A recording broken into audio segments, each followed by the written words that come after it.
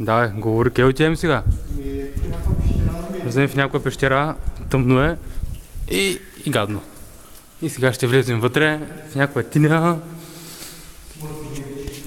Му свети свенерчето. Мело се кара нещо отвънка.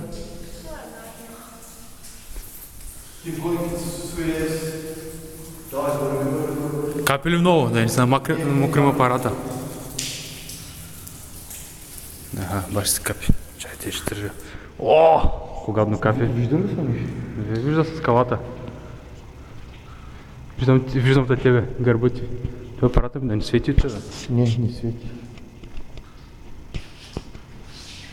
Тук май не може да мине от другата страна, ти кажеш. Тук е крайната. И там омаза, искам да влизам там, защото има нищо. Има нещо светлинка в тунела. Както каза Мел, имало духове.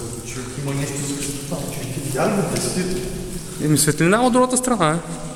Виж как блести. Просто водата от разпадната от.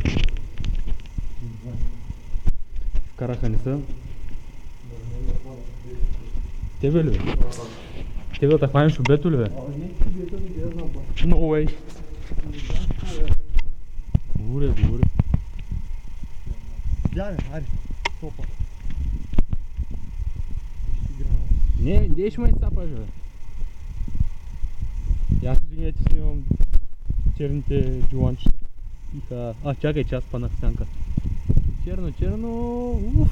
Църно. Колко си някакви пропуски.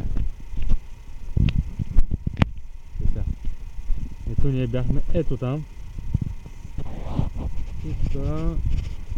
Много